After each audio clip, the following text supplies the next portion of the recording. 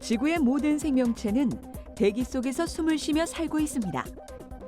자연 상태에서 생기는 대기 오염원으로는 화산 폭발이나 산불, 모래 등에 의한 물질이지만 오늘날 화력발전소나 자동차 배기가스 등 인간의 활동으로 생긴 대기 오염 물질은 자연 정화의 한계를 넘어 우리의 생명까지 앗아가고 있죠.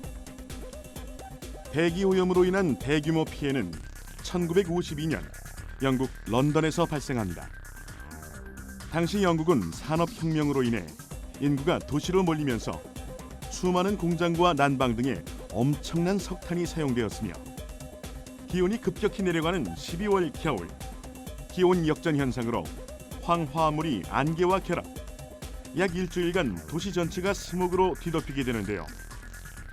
이로 인해 급성호흡기 질환과 질식 등으로 4천여 명이 사망하고 이후 만성 폐질환으로 인한 조기 사망자까지 총 10,000여 명의 인명피해를 낳게 됩니다.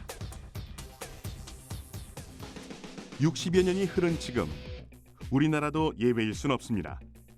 국내에서 발생하는 미세먼지 외에도 중국 공장지대에서 형성된 각종 오염물질이 유입되어 매년 숨막히는 봄날이 이어지고 있기 때문인데요. 공기 중에 떠도는 일반 부유물이 우리 몸에 들어왔을 때는 코털과 기관지 섬모 등에서 걸러지지만 미세먼지는 그대로 몸속으로 통과해 폐나 뇌까지 침투하기 때문에 건강과 생명을 위협하는 심각한 문제로 작용하고 있습니다. 2016년 환경성과지수 결과에 따르면 세계 180개국 가운데 우리나라 공기오염도는 173위, 초미세먼지 부문은 174위를 차지하는 불명예를 안게 되었는데요. 미세먼지. 지금이야 미세먼지라는 단어가 익숙하지만 불과 10여 년 전까지만 해도 존재하지 않던 이름이었습니다.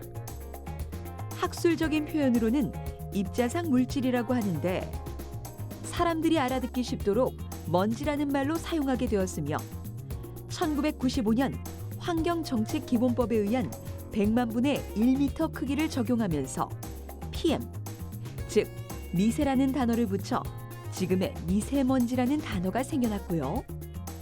2013년 세계보건기구에서 미세먼지를 성명과 같은 1급 발암물질로 규정하면서 전 세계적으로 심각성이 커지게 되었습니다.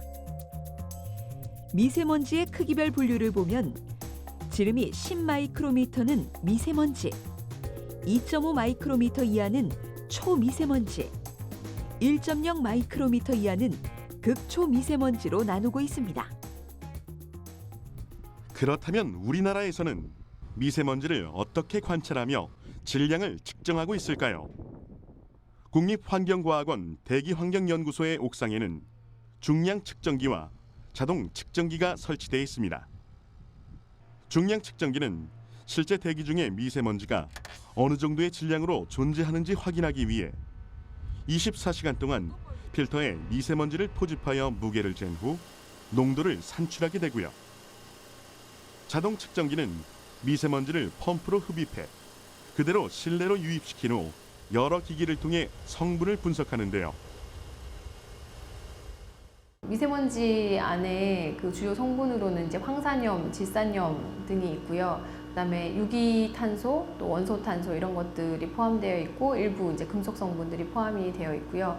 예를 들어서 황산염 같은 경우는 주로 이제 뭐 화력 발전에서 이제 배출되는 그런 물질에서 이제 만들어진 2차 생성 물질이고, 질산염은 자동차의 배출 영향을 좀 많이 받고, 또 뭐 유기탄소나 원소탄소 이런 그 탄소 성분들도 어떤 물질의 연소라든지 그런 그 자동차 등에서 배출될 수 있기 때문에 각각의 오염 물질의 농도 변동을 장기적으로 관찰을 하면 배출원의 영향이 어떻게 되는지를 이제 파악할 수 있는 그런 자료가 될 수 있습니다. 미세먼지. 개인의 노력으로 농도를 낮출 수 없다면 최대한 흡입하지 않도록 막는 길밖에 없겠죠. 외출 시 마스크를 꼭꼭 착용할 것을 강조하고 있지만 다 같은 마스크가 아니라는 사실. 미세먼지와 입자 크기가 가장 비슷하다는 토너 가루를 사용해 마스크 성능을 알아봤는데요. 일반 천 마스크와 미세먼지 마스크를 아크릴 구멍에 대고 토너 가루를 흡입했더니 일반 마스크는 얼굴에 닿는 면까지 새까맣게 변했고요.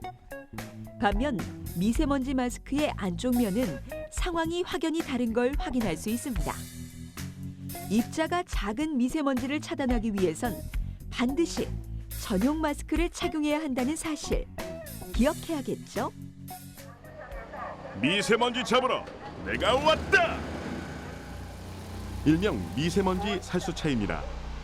부재역 등의 전염병 발생 시 통제초소에서 통행 차량을 소독기로 분무하는 방법에서 착안한 방법인데요. 차량 지붕에서 안개와 같은 물입자를 분사하는 것이 전부이지만 대기 중에 떠있는 미세먼지를 수증기와 흡착시켜 땅으로 가라앉히는 원리로 청소 전 대비 평균 25%의 미세먼지 저감 효과가 확인됐다고 합니다.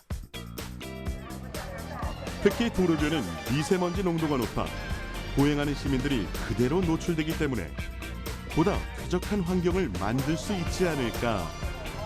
한번 기대해봐도 좋겠죠?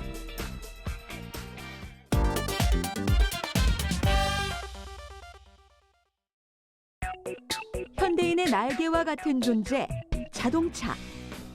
이제는 자동차 없는 생활은 상상도 할 수 없을 만큼 우리에게 중요한 존재로 자리 잡고 있습니다. 2016년 말 집계에 따르면 우리나라의 자동차 등록 대수는 2,180만 3,300여 대. 작년보다 81만 3천 대가량 늘어난 양이고요.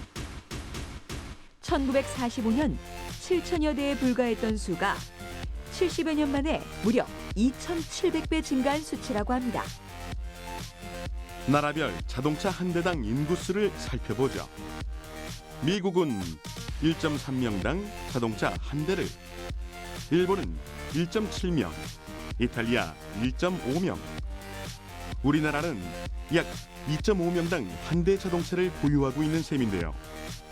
순위로 따져보면 전 세계에서 약 15위에 해당한다고 합니다.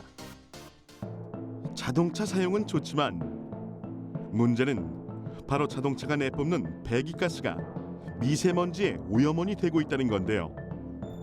특히 노후화된 경유 차량에서 많이 배출되는 칠소 산화물은 산성비의 원인이자 광화학 스모그를 만들어 호흡기 장애와 암을 유발한다고 하고요. 그 외에도 일산화탄소와 탄화수소 등을 배출해 대기를 오염하고 있습니다. 자동차와의 공생을 위해 배출가스를 규제하고 오염물질을 분석하는 곳. 현재 우리나라에서는 차대 동력계라는 실내 장비를 통해 차량별, 연료별, 연식별로 연료 사용량당 오염물질 배출량을 분석하여 대기에 얼마만큼의 양이 뿌려지고 있는지 예측하고 있는데요. 먼저 차량의 형상이나 무게, 타이어 종류 등의 실제 값을 입력한 후 도로 주행과 비슷한 환경을 만들기 위해 정지, 가속, 정속, 감속의 4가지 패턴을 롤러 위에서 그대로 재현해 오염물질을 채취합니다. 차량이 실제 주행할 때 받는 공기의 저항을 주기 위해 팬으로 바람을 일으키고요. 차량은 이 바람을 헤치고 롤러를 굴리며 힘차게 전진하게 됩니다. 배출가스 포집을 위해 관을 연결한 상태이기 때문에 뿜어져 나오는 가스의 모습은 볼 수 없지만 지금 저 관 속으로 엄청난 유해 물질들이 모여들고 있는 상황이라고 하는군요. 지금 이 화면은 이제 자동차가 이제 그 도로 주행하는 상태를 이제 재현하는 건데요. 지금 현재 이 상태는 아이들 상태, 공회전 상태고요. 여기 이제 서서 이제 가속하는 상황입니다. 그러니까 이게 이제 속도고 이제 시간으로서 지금 이제 속도가 서서히 지금 30km까지 지금 올라가는 상황입니다. 30km에서 지금 정속으로 유지를 하는 상태입니다. 포집된 배기가스 성분은 모니터를 통해 농도를 실시간으로 확인할 수 있고요. 이러한 물질들은 배출가스 분석기를 통해 종류별로 따로 분리되는데요.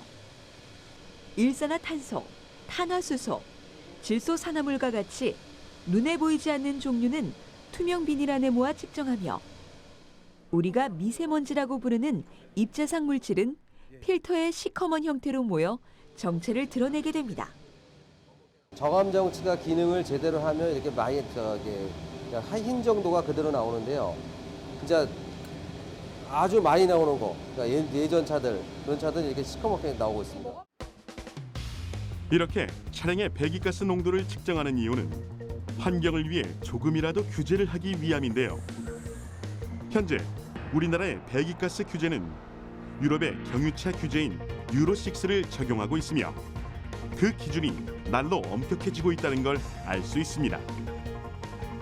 지난 2016년에는 경유차의 결함 검사를 통해 오염물질 과다 배출이 확인된 사례가 있었는데요. 저희가 그 결함 검사는 이제 그 운행 중인 차를 저희가 이제 정상적으로 사용한 차, 그러니까 제작사 추천한 타이어라든지 정비 점검을 제대로 했고, 그다음에 사고 이력이 없는 차를 대상으로 저희가 주행 거리가 5만에서 10만 킬로 사이에 있는 차를 수배를 해서 검사를 했는데요. 그 결과 T 차량은 입자상 물질과 질소 산화물 초과, S 차량은 입자상 물질 초과, Q 차량은 질소 산화물 초과로 리콜 시행 명령이 내려지기도 했습니다. 현재는 이처럼 실내에서 차대 동력기로 배출가스를 분석하고 있지만 실제 도로에서 배출되는 양이 많게는 7배 이상 높아지는 경우가 발생하기 때문에 올 9월부터 출시되는 경유차는 차량에 이동식 배출가스 측정 장치를 탑재해 실제 도로에서 주행 인증 시험을 거쳐야 하며 이러한 제도는 우리나라와 유럽연합에서 처음 시행될 예정이라고 합니다. 환경을 위해 자동차를 포기할 수도, 자동차를 위해 환경을 포기할 수도 없는 상황. 자동차 배기가스 규제 강화도 필요하지만 우리가 매일 미세먼지를 만들고 있다는 사실과 그 심각성을 인지하는 것부터 출발해야 할 것 같습니다.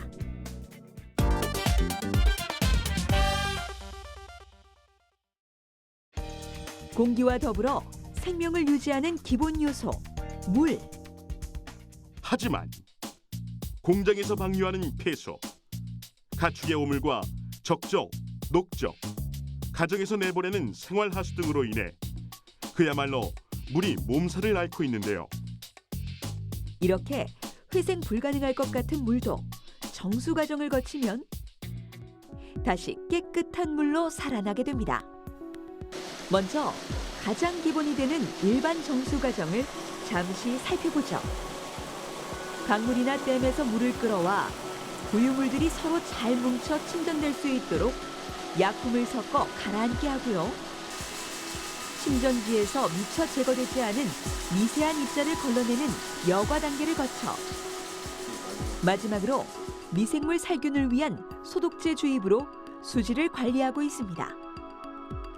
거기에 우리나라는 WHO와 미국 다음으로 항목이 많은 60개의 수질 검사를 통해 관리하기 때문에 세계적으로 우수한 수질을 유지하고 있고요. 그 결과 핀란드, 캐나다, 뉴질랜드와 같은 청정 국가들과 함께 수질 지수 상위권을 차지하고 있습니다. 이렇게 안전성이 검증된 수돗물. 맨눈으로 보면 더없이 맑고 깨끗한 물이지만 그래도 바로 마시자니 뭔가 찝찝한 기분을 지울 수는 없는데요. 이거 정말 그냥 마셔도 안전할까요? 수돗물은 안전한 물이죠. 모두 안전한 물은 수질 기준을 충족하는 물이라고 볼 수가 있습니다. 수질 기준은 우리가 평생 동안 매일 2리터의 물을 먹어도 인체에 전혀 유해하지 않는 수준으로 설정한 안전한 값이라고 할 수가 있습니다. 이렇게 안전한 물임에도 불구하고 정수 과정에서 혹시 놓쳤을지도 모를 빈틈까지 막기 위해 매일매일 물의 탁도, 색도, 잔류 염수 등을 또 한 번 검사를 거친다는 사실. 먼저 잔류 염소 측정 과정을 살펴볼까요? 물속에 염소량이 너무 많아도 염려되지만 완전히 사라져도 병원성 미생물이 번식할 수 있기 때문에 어느 정도의 염소량을 유지하는 것이 중요하다고 하는데요. 정수된 물을 가정의 수도꼭지에서 받는 순간까지 살아있는 염소 함유량은 소독 냄새를 거의 느끼지 못하는 수준인 리터당 0.1에서 0.3mg으로 유지하고 있고요. 또한 물에 함유되어 있는 미네랄에는 뼈와 치아를 튼튼하게 하는 칼슘이 포함되어 있어 성분 함량이 많을수록 좋지만 문제는 미네랄이 수도 배관을 통과하면서 배관벽에 이물질로 쌓여 금속 산화물을 만들 수 있기 때문에 미네랄 함량을 측정하는 적정법으로 물이 적색에서 청색으로 변하는 기준까지, 즉 미네랄 경도를 300에 맞추고 있습니다. 또한 먹는 물의 안전성 하면 중금속에 대한 걱정도 빼놓을 수 없죠. 시류에 플라즈마 광원을 분사시켜 발산되는 빛의 파장대별 세기를 측정하여 중금속의 종류와 그 원소의 극미량까지 측정할 수 있고요. 어떤 물질이 또 다른 물질에 흡착하는 작용을 이용해 물속에 포함된 유기화학 물질을 분리, 검출하기도 하는데요. 주로 농약 성분이나 조류에서 발생하는 지오스민, 다이옥산 등과 같은 발암 물질을 분석하는 데 사용된다고 합니다. 미생물의 보고라 할 정도로 자연 상태의 물 속에는 수많은 미생물이 포함되어 있습니다. 그 개수만 해도 무려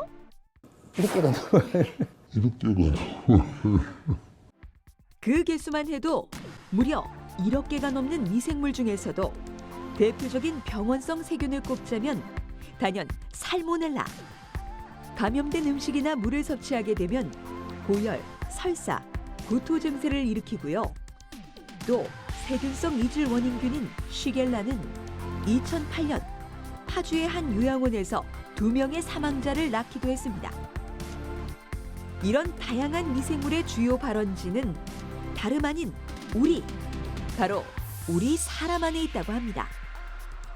관심의 대상으로 여기고 있는 미생물은 사람의 배변 활동 등에서 유래하고 있는 그런 분변성 미생물이 되겠습니다. 사람이 배변 활동으로 해서 그것이 자연으로 유출이 되고 하천이나 지하수로 유출이 되고 그것이 적정하게 처리되지 않고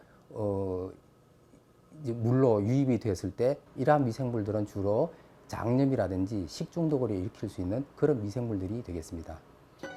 병원성 세균을 포함한 1억 개 이상의 미생물을 일일이 관리하고 소독하는 것은 사실상 불가능하기 때문에 연구소에서는 지표 미생물을 선정해 처리하고 있는데요.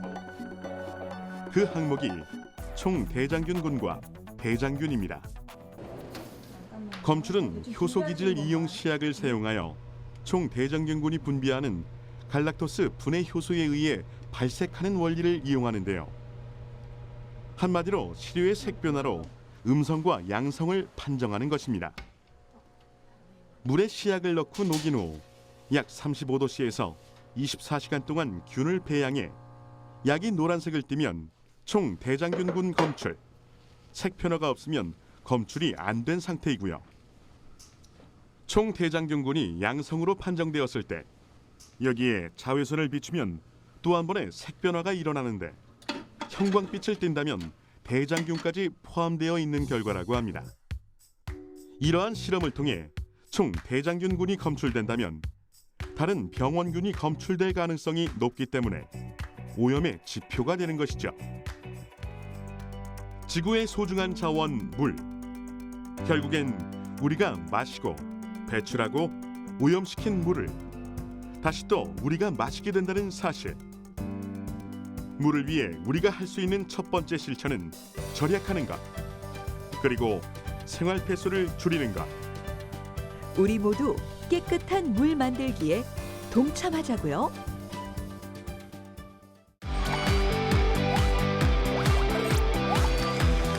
톡 쏘는 과학. 사이다.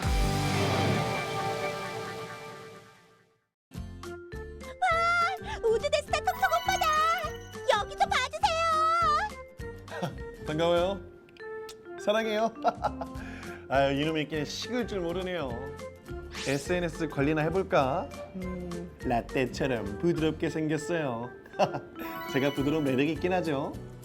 아니, 울상? 밑상? 비호감? 아니 같은 날 찍은 사진인데 어떻게 이렇게 다르게 나올 수가 있죠? 너무 상처받지 말아요, 톡톡씨. 보통 사람들은 하나의 얼굴에 두 가지 얼굴이 숨어 있다고요. 아니 제 얼굴은 하나인데 두 개의 얼굴이 있다고요? 오른쪽과 왼쪽의 사진. 여러분은 어느 쪽에 더 호감을 느끼나요? 호감이 가는 쪽에 스티커를 붙이는 사람들. 총 응답자 58명 중 왼쪽을 선택한 사람이 35명. 오른쪽을 선택한 사람은 23명입니다. 선택한 이유는 무엇인가요? 되게 착해 보이고 네. 이쪽은 약간 너무 간사해 보여서 인상이 좋아 보인다. 친절하실 것 같고 네. 뭔가 더 부드러워 보여요. 웃는 얼굴이 이렇게 더 두드러진 것 같아요. 웃는 상인데? 오른쪽에 비해서 좀 자연스럽게 웃는 것 같습니다. 근데 웃는 것도 여기는 너무 경박스럽게 웃는 것 같고 네. 여기는 좀 그냥 온화한 미소? 좀 더 밝아 보이고 활기차 보이고 호감형이고. 아 활기차 보이고 호감형이다. 그럼 반대로 옆에 있는 분은 어떻습니까? 오른쪽을 선택한 이유가 뭐죠? 좀 더 활동적일 것 같아서. 어때 본인이신 것 같은데? 맞아요. 여기 눈꼬리가 좀 더 얘보다 더 올라가면서 웃어. 오른쪽이 약간 일을 잘할 것 같아요. 일을 잘할 것 같다. 뭐가 더 낫니? 뭐가 다른 거냐, 꽥. 이 사진의 정체는 바로 톡톡 씨의 얼굴을 좌로 한 번, 우로 한 번 나누어 대칭으로 만든 좌우 대칭 사진입니다. 여기서 대칭이란 점이나 직선, 평면을 중심으로 접거나 180도 돌렸을 때 완전히 겹쳐지는 것을 말하는데요. 우리의 얼굴은 눈썹과 눈, 코와 콧구멍, 그리고 입술과 귀까지 대칭을 이루고 있는 것처럼 보이지만 오른쪽 얼굴과 왼쪽 얼굴을 대칭으로 나누자 톡톡 씨는 어디 가고 처음 보는 낯선 사람들이 등장했어요. 혹시 저만 이렇게 얼굴이 다른 건 아닐까요? 사진을 찍을 때 왼쪽 얼굴과 오른쪽 얼굴이 다르게 나오는 이유는 대뇌의 지배를 받기 때문이라고 연구 결과가 밝혀져 있어요. 오른쪽 뇌는 몸의 왼쪽 부분을 담당하고 대뇌의 왼쪽 좌뇌는 오른쪽 부분을 담당하는데 우리가 알고 있는 대뇌의 오른쪽 부분은 감정적이고 표현력을 담당하고 그리고 대뇌의 왼쪽 부분인 좌뇌는 이성적이고 논리적인 부분을 담당한다고 합니다. 따라서 오른쪽 뇌가 담당하는 왼쪽 얼굴이 표현력, 감정적인 표현이 훨씬 더 풍부하기 때문에 그렇게 얼굴 표정이 다르다고 알려져 있습니다. 우리의 뇌는 객관적이고 분석적인 좌뇌와 창조적이며 감정 표현을 결정하는 우뇌로 나누어져 있습니다. 그래서 웃거나 우는 감정 표현들을 왼쪽 얼굴이 더 부드럽고 더 확실하게 표현할 수 있는 거죠. 아, 그래서 연예인들이 왼쪽 얼굴을 선호하는 거구나. 무조건 그런 건 아니에요, 톡톡 씨. 하지만 더 환하게 웃는 모습이나 자연스러운 감정 표현이 가능하니까 왼쪽 얼굴을 조금 더 선호하는 경향이 있겠죠? 결심했어. 저 이제 왼쪽 얼굴만 찍어주세요. 예쁘게 나오고 싶어요. 우와 우와, 내가 좋아하는 동물나라의 시간이네. 눈이며 눈, 코, 입, 귀까지 너네는 진짜 완벽한 좌우 대칭을 타고났구나. 어머, 난 아닌데. 무슨 소리야? 너도 눈, 코, 입 예쁘게 대칭을 이루고 있구만. 보기엔 그렇지만 난 생존을 위해 비대칭을 몸속에 숨겨놓았다고. 내 귀는 한쪽 귀가 다른 한쪽의 귀보다 높게 있고 귓구멍의 방향도 좌우가 서로 다른 비대칭이야. 그래서 상하 좌우에서 들려오는 소리의 미세한 차이를 감지해서 소리가 들려오는 위치를 정확하게 판단할 수 있다고. 잘났어 정말. 아, 그래서 어두운 밤에도 백발백중의 사냥 솜씨를 뽐낼 수 있는 거구나. 여러분을 향한 제 마음은 좌우가 똑같아요.